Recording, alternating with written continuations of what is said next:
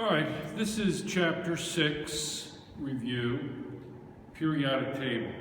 Now, periodic table is composed of elements. As we know today, 118.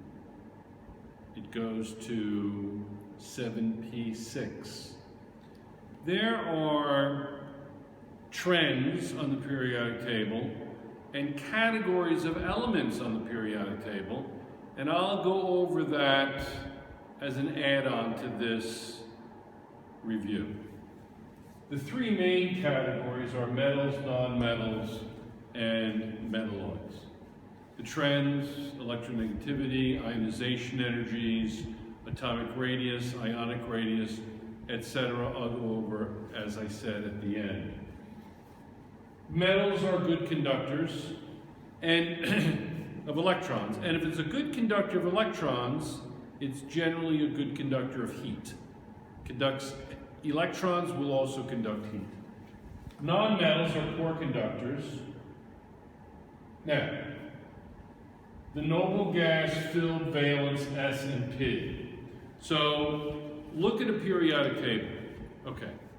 Find, let's say,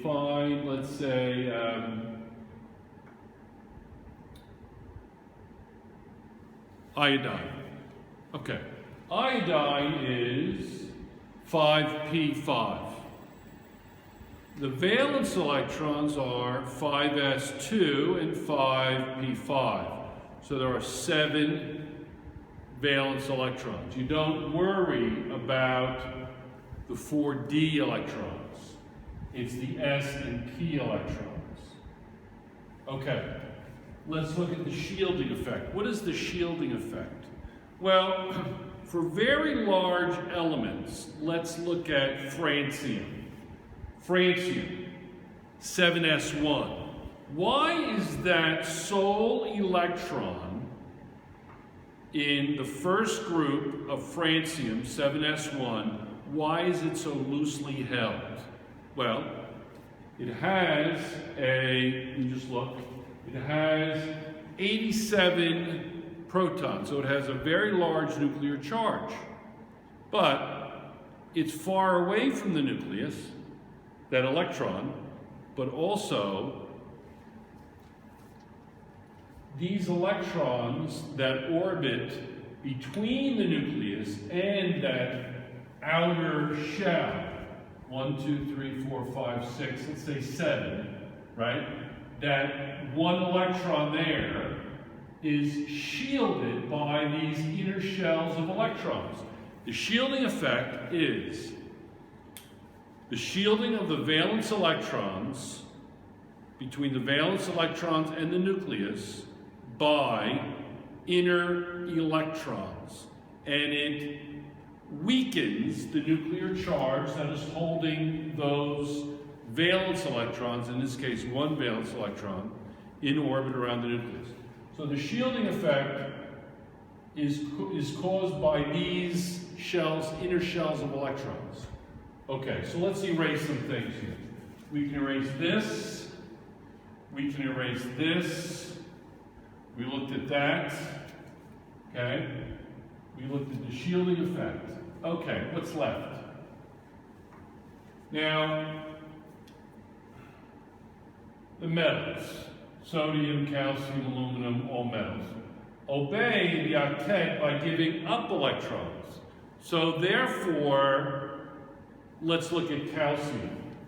Calcium is 1s, 1s2, 2s2, 2p6, 3s2, 3p6, and 4s2. That's the valence shell. 2 s electrons. It obeys the octet by giving up electrons.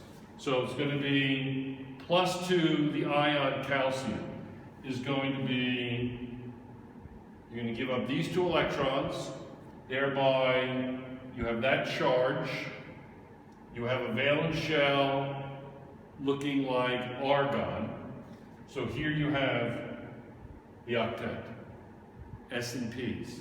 Okay, let's look at the chloride ion. The chloride ion, Cl-1, has the exact same valence shell as either the calcium ion or argon.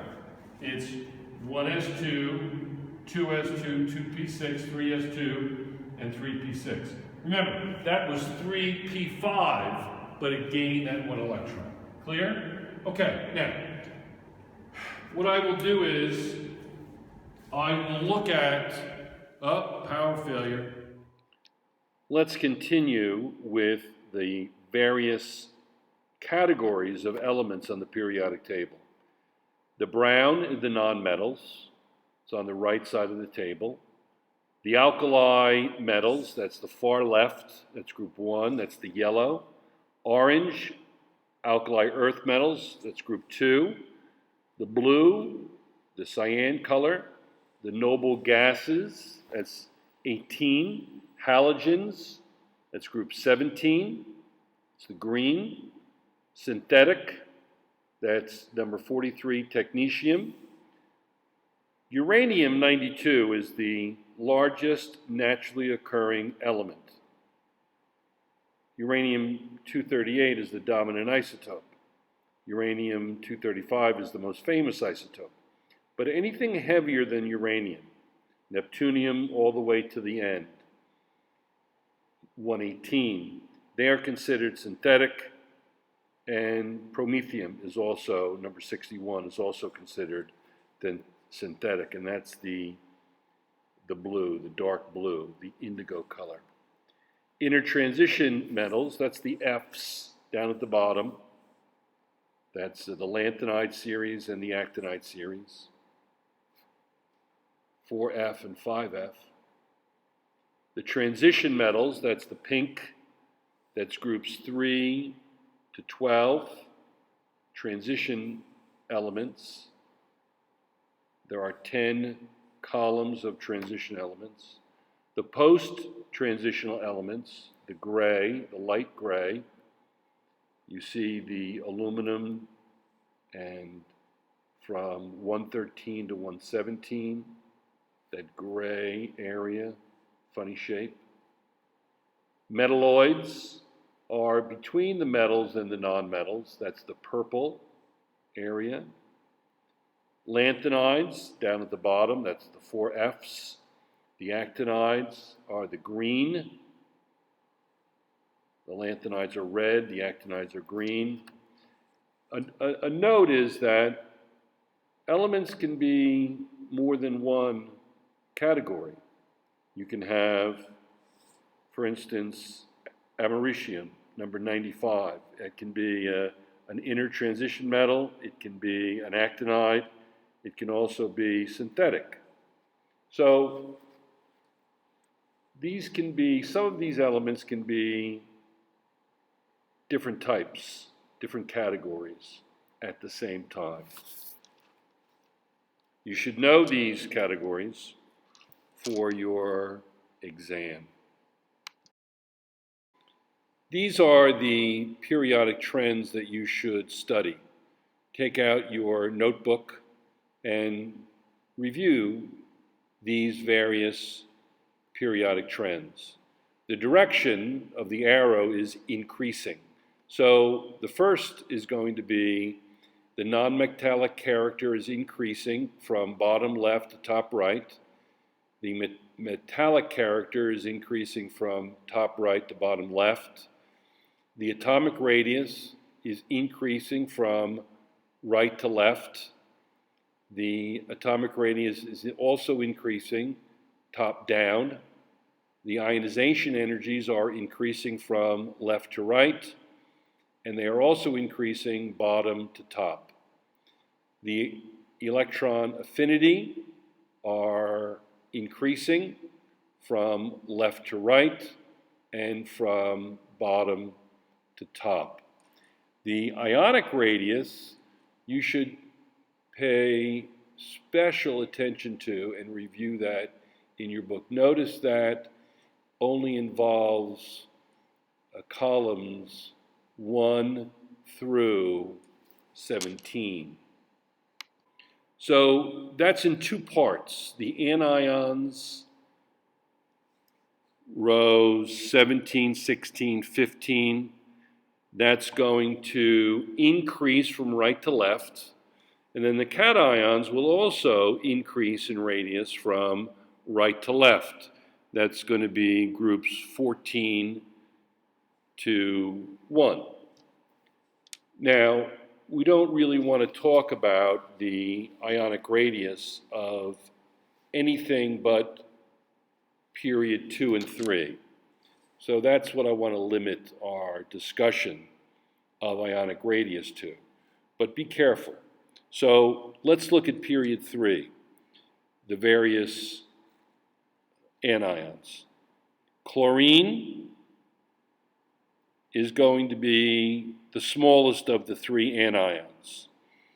Sulfur would be larger, and then phosphorus would be largest.